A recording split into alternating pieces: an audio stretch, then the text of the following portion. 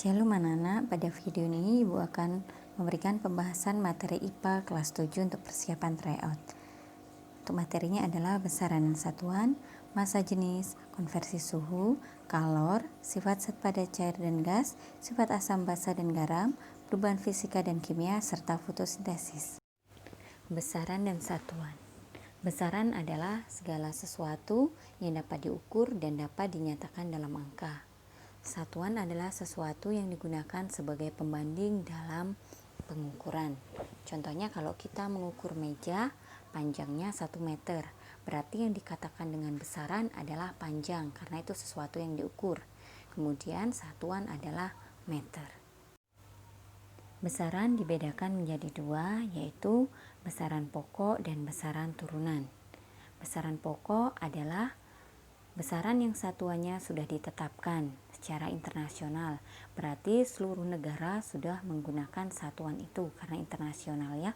Jadi besaran pokok itu ada 7. Ada massa, satuannya kilogram, disimbolkan dengan kg. Kemudian ada waktu dengan satuan sekon, suhu dengan satuan Kelvin, intensitas cahaya dengan satuan kandela, arus listrik dengan satuan ampere, panjang dengan satuan meter, dan jumlah zat dengan satuan mol. Ini tabel besaran pokok tadi ya, yang Ibu katakan besaran pokok hanya ada 7 ya. Ini alat ukurnya, kalau kita mengukur panjang itu menggunakan mistar atau jangka sorong juga bisa. Kalau massa menggunakan raja, mengukur waktu dengan stopwatch, mengukur suhu yaitu dengan termometer, mengukur kuat arus menggunakan ampere meter. Besaran turunan. Besaran turunan adalah besaran yang satuannya diturunkan dari besaran-besaran pokok. Kalau besaran turunan itu banyak ya. Itu ada luas, ada volume, ada kecepatan, gaya, massa jenis, muatan listrik, tegangan listrik, hambatan listrik. Dapat dilihat pada tabel tersebut ya. Ini ada satuannya juga. Maksud dari besaran yang satuannya diturunkan dari besaran-besaran pokok yaitu kalau luas itu kan satuannya meter persegi atau meter pangkat 2. Itu adalah dari cara mencari luas adalah panjang dikali dengan lebar. Panjang memiliki satuan meter. Meter itu adalah satuan dari besaran pokok. Lebar juga satuannya meter. Itu adalah satuan dari besaran pokok.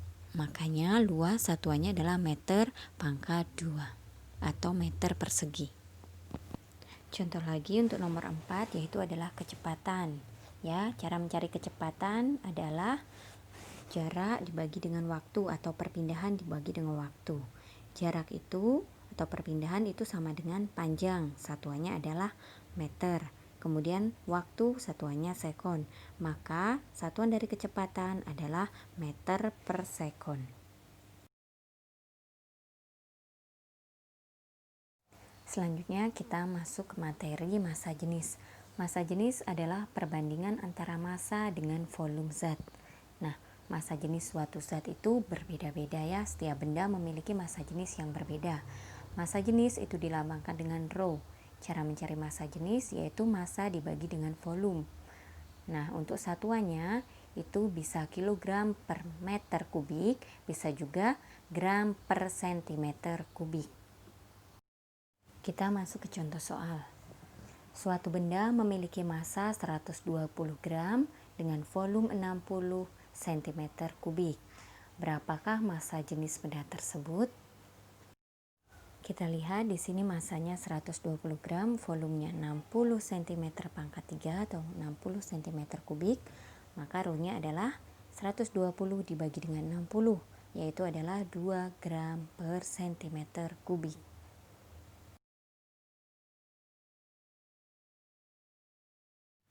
Pada materi ini kita akan membahas tentang suhu, ya. Alat pengukur suhu dinamakan dengan termometer. Jadi termometer di sini ada 4, ada Celsius, Reaumur, Fahrenheit, dan Kelvin. Keempat termometer tersebut memiliki titik beku dan titik didih yang berbeda. Untuk Celsius, titik bekunya adalah 0, titik didihnya adalah 100. Makanya rentang titik beku dan titik didihnya adalah 100. Kemudian untuk Reaumur, titik bekunya adalah 0, titik didihnya 80. sehingga rentang titik beku dan titik didihnya adalah 80. Untuk Fahrenheit itu adalah titik bekunya adalah 32, titik didihnya adalah 212. Maka didapatkan rentangnya adalah 180. Kemudian untuk Kelvin, titik bekunya adalah 273 dan titik didihnya adalah 373. Nah, maka rentangnya adalah 100. Sehingga dari rentang tersebut kita sederhanakan mendapat. Kita masuk dalam contoh soal 60 derajat Celcius berapa reamur. Ya, jadi reamur kita harus tahu tadi perbandingannya. Reamur adalah 4, berarti 4 per Celcius 5 dikali dengan 60. Berarti jawabannya adalah 48 reamur ya. Kemudian kita masuk contoh nomor 2. 212 Fahrenheit berapa Kelvin ya. Kelvin adalah perbandingannya tadi 5, berarti 5 per Fahrenheit adalah 9. Nanti dikali dengan Fahrenheitnya 212, karena dia Fahrenheit harus dikurang 32. Kemudian karena mau diubah ke Kelvin harus plus 273 ya. Kemudian 212 kurang 32 itu adalah 180. 180 dibagi 9, kemudian dikalikan dengan 5, berarti jumlahnya adalah 100. Ditambah dengan 273. Hasilnya adalah 373 Kelvin. Kemudian kita masuk materi kalor. Kalor adalah energi yang dipindahkan atau diubah karena adanya perubahan suhu atau temperatur. Kalor dilambangkan dengan Q. Cara mencari kalor yaitu M kali C kali delta T. M adalah massa benda, C adalah kalor jenis, dan delta T adalah perubahan suhu. Untuk satuan kalor itu adalah Joule.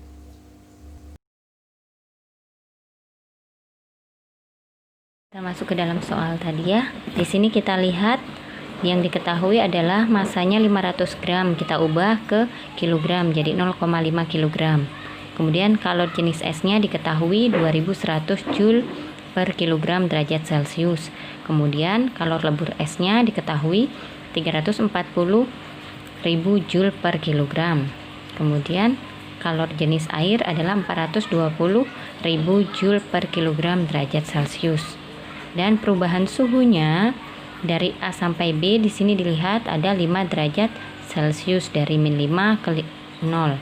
Kemudian untuk perubahan suhu C ke D, dari suhu C ke D di sini dilihat dari 0 sampai 10. Berarti ada 10 derajat Celcius. Tetapi kita lihat yang ditanya adalah KAC, kalor yang dibutuhkan dari A sampai C. Berarti ada kalor AB dan kalor BC. Jadi itu saja yang kita kerjakan ya. Ini saja yang kita kerjakan. Dari kecil ke D nggak usah ya. Berarti KAC sama dengan KAB plus KBC ya, yaitu adalah MC, C nya adalah CS ya, kali delta T nya adalah nanti pakai 5 ya, tambah M lebur S. Nah, masanya adalah 0,5 dikali CS nya di sini adalah 2100 ya, dikali dengan delta T nya di sini adalah yang AB adalah 5 derajat ya, 5. Nah, nanti kemudian akan ditambahkan dengan Q yang B ke C, yaitu adalah massa 0,5 dikali dengan lebur S nya, yaitu dikali dengan 340.000 ya. Itu nanti hasilnya adalah 0,5 kali 2100 kali 5 itu adalah 5.250. Nah, ditambah dengan hasil dari 0,5 kali 340.000. Karena tidak ada delta T nya kan, tidak ada perubahan suhunya dari B ke C kan, nggak ada perubahan suhu dari 0 ke 0 ya. Berarti hasilnya adalah 170.000. Berarti kalau dijumlahkan jadi 175.250 Joule ya.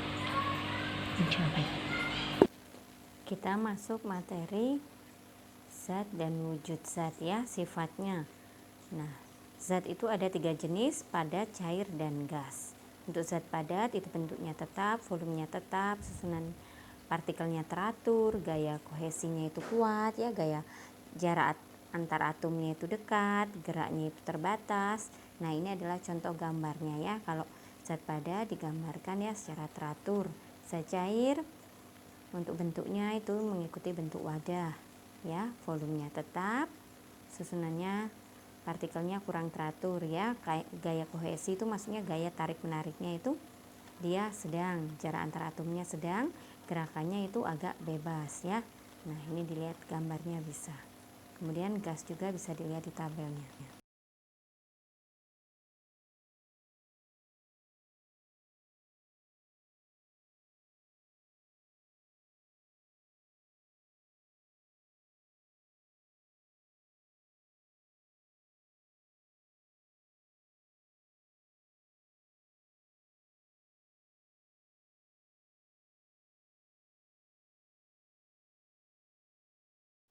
Selanjutnya kita akan belajar tentang ciri-ciri untuk sifat larutan yang bersifat asam, basa, dan garam. Kalau yang bersifat asam itu larutan itu rasanya manis, asam ya. Kemudian derajat keasamannya kurang dari 7, berarti 6, 5, 4 ya, itu berarti dia bersifat asam. Kemudian dapat memerahkan kertas lakmus biru ya. Di sini ada namanya kertas lakmus. Kertas lakmus itu adalah digunakan untuk mengetahui apakah suatu larutan itu bersifat asam atau basa ya. Jadi kalau kertas lakmus merah dimasukkan ke dalam larutan bersifat asam, dia tetap merah. Kalau kertas lakmus biru dimasukkan ke dalam larutan asam, dia akan menjadi merah ya. Kemudian menghasilkan ion H positif jika larutan ke dalam air. Jadi kertas lakmus itu ada 2 jenis, merah dan biru. Kemudian sifat basa, rasanya pahit, derajat keasamannya itu adalah lebih besar dari 7, berarti 8, 9 ya, dan seterusnya. Dapat membirukan kertas lakmus merah. Jadi kalau kertas lakmus merah dimasukkan ke dalam larutan basa, dia akan menjadi biru. Kalau kertas lakmus biru dimasukkan ke dalam larutan bersifat basa, maka dia tetap biru ya. Kemudian menghasilkan ion OH- jika dilarutkan ke dalam air. Kemudian kalau garam itu netral ya, dia netral rasanya, tidak merubah warna kertas lakmus. Jadi kalau semuanya lakmus merah ya dimasukkan ke dalam larutan garam, dia tetap merah. Lakmus biru tetap biru. Selanjutnya materi perubahan kimia dan fisika. Nah, perubahan fisika itu adalah perubahan yang terjadi pada suatu benda tetapi tidak menghasilkan zat baru, melainkan hanya perubahan bentuk, wujud, ukuran, dan warna. Contohnya beras ditumbuk menjadi tepung. Nah, itu hanya ukurannya saja yang menjadi kecil-kecil seperti ya, menjadi tepung ya. Nah, tetapi dia namanya tetap beras ya, tepung beras. Kemudian lilin juga dibakar itu menjadi meleleh ya, lelehannya itu tetap dikatakan lilin ya, dia tidak berubah menjadi air atau minyak ya. Kemudian gelas pecah juga yang berubah berarti hanya ukurannya ya, dia tidak berubah menjadi air, tidak berubah menjadi pasir, tidak berubah menjadi minyak ya, dia tetap gelas ya, hanya ukurannya saja menjadi lebih kecil. Kemudian perubahan kimia adalah perubahan yang terjadi pada suatu benda yang menghasilkan zat baru ya. Contohnya adalah sayur yang basi. Nah, itu zat barunya adalah dia menjadi baunya menjadi busuk ya. Berarti di situ ada proses kimia yang mengakibatkan sayur tersebut menjadi basi, dan kalau dimakan juga nggak enak, dan itu bukan dikatakan sayur lagi ya. Kemudian contoh lain adalah susu menjadi keju. Susu menjadi keju itu sudah mengalami proses kimia ya. Proses kimia yaitu adalah tentang fermentasi ya. Di situ sudah ada bakteri yang bekerja di dalamnya ya, sehingga menjadi keju. Kemudian contohnya lagi kertas yang dibakar. Kertas dibakar itu ada proses kimianya. Kemudian dia akan menghasilkan zat barunya apa? Yaitu adalah abu. Selanjutnya kita masuk materi fotosintesis ya. Berarti dalam fotosintesis ini ada memerlukan air, karbon dioksida, memerlukan cahaya matahari ya. Nah, cahaya matahari itu digunakan untuk membantu proses kimia, yaitu memproduksi glukosa atau nama lainnya gula ya, C6H12O6 ya. Dan fotosintesis juga menghasilkan oksigen atau kita kenal dengan O2. Percobaan Ingenhousz. Ya, ini membuktikan tumbuhan berfotosintesis menghasilkan oksigen. Itu dapat dilihat di sini ada tanaman Elodea ya, atau taman Hirila ya biasanya dipakai. Nah, itu kalau terkena sinar matahari, percobaan ini terkena sinar matahari, maka akan timbul gelembung udara. Nah, itu membuktikan bahwa fotosintesis menghasilkan oksigen.